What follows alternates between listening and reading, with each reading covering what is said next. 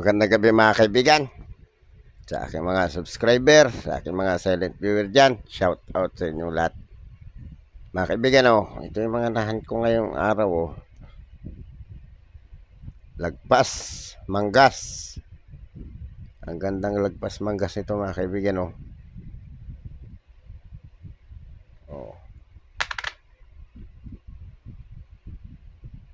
Lagpas manggas yan kasi kung kwilyo yan, hindi yan nasa balikat. Balikat to eh. Paano naging kwilyo ang nasa balikat? Siyempre manggas. Tsaka ito mga kaibigan, magandang 2005. Palitan ko yung 2005 dun sa layout ko kasi yung sa pangalawang layout ko, yung nilagay ko dun na 2005 na maganda. Reverse 4 yun. Sayang naman yung hard to find na reverse 4 yung ilagay ko dun. Ito 2008. Magandang klase din ito, 2008 na to.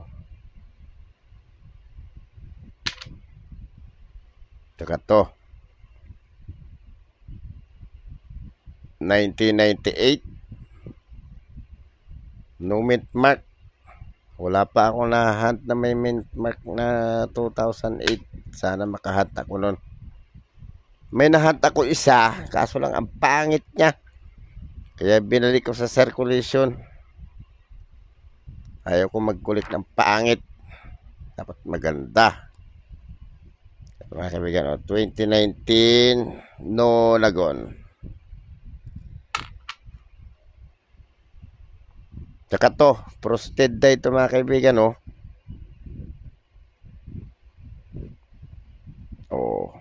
diba? 2020 to, hindi pa nare-record sa numista to. 2020 10 pesos frosted dye, frosted yan.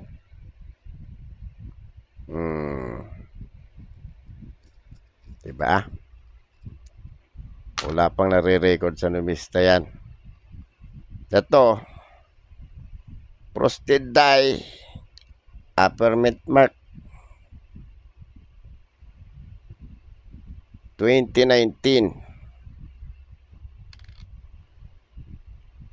Itong isang ito mga kaibigan, frosted dye 2018 1 peso. Frosted ito mga kaibigan,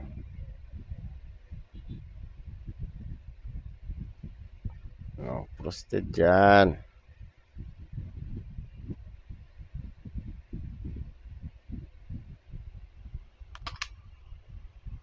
Tsaka ito frosted to. Frosted 2009. Frosted 2009. Walang record sa numista yan. Ito frosted overs lang 2012 1 peso.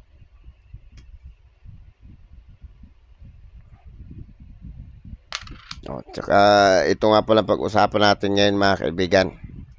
Mga kaibigan, baka naman pwede malambing ng subscribe, papress ng subscribe, papress ng notification bell, pasilik ng all para ma-notify kayo pag ako nag-upload na video. Pa-like na rin at kung gusto nyo i-share, pa-share na rin. Mga kaibigan, pag-usapan natin itong 20 pesos. Ito'y sinukli sa akin kahapon sa tindahan to. Nagtaka ako kasi ang lutong pa niya. Tinignan ko yung year 2019 pa. Ayan 2019 to mga kaibigan. Ayan 2019. Kaya nagtaka ako kasi 2019 pa siya. Malutong pa rin. Kaya tinabi ko siya at sabi ko gagawa ko ng content ito. 20 peso. Issuer Philippines, Issuing Bank, Central Bank of the Philippines. Period, Republic. Type, Standard Circulation Banknote. Years, 2010 to 2022. Maraming mintage pala to. Value, 20 peso. Currency peso. Composition, paper, 80%. Cotton, 20%. Abaca fiber. Size 160 by 100 by 66 mm. Shape rectangular. Technique intaglio. Intaglio daw. Unahin natin yung obverse.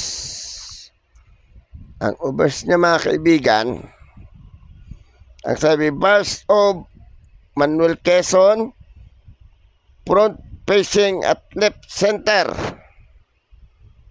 Front facing at left center. Yan. Parang nakaharap pero pakaliwa. Malacanang Palace at the bottom. Ito yung Malacanang Palace, mga kaibigan.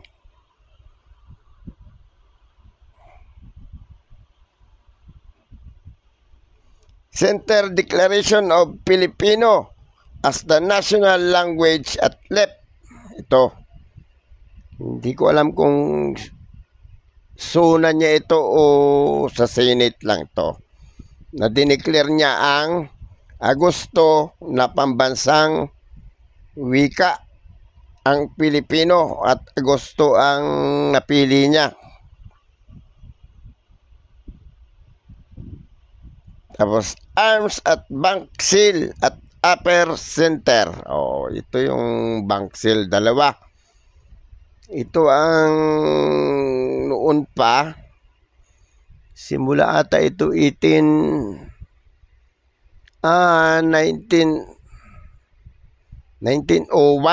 Basta parang ganon. O 1903. Kaya ito, bago lang ito eh. Nagsimula ito ng 2011, parang ganun, 2013, ganun. Dalawa yan na bank seal. Tapos, ang sabi, lettering, Republika ng Pilipinas, ang salaping ito ay bayarin ng Bangko Sentral ng Pilipinas. Ay nakasulat to.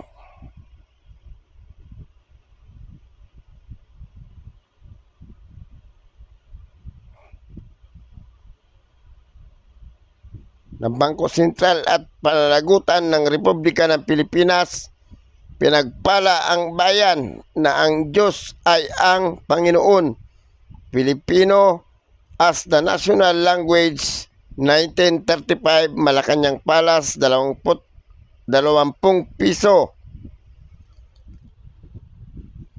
Tayo sa reverse. Ang sabi sa reverse, Banawi Rice Terraces.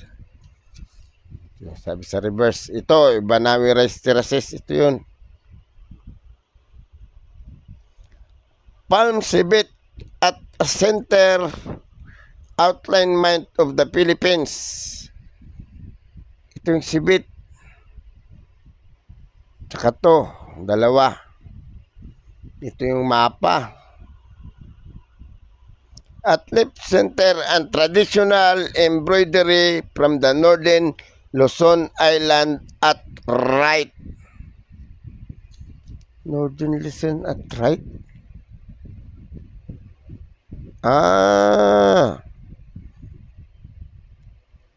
Ito.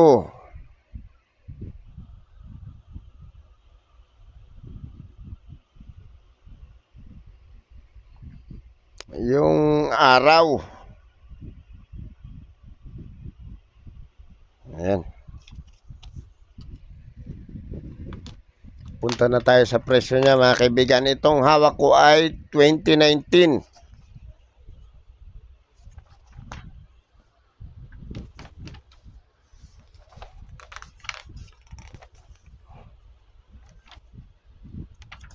Madami-dami din pala to. Ang mahal niya,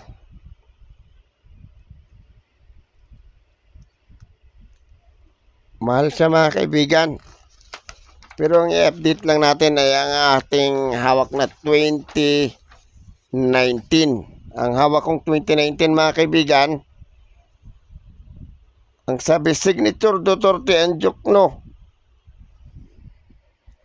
Sino bang nakapirma dito? Jokno nga. Excuse me po. 2019 kasi dalawa ang 2019. Signature Duterte and Espanilla. Itong signature and Duterte, ito yung hawak ko. Meron siyang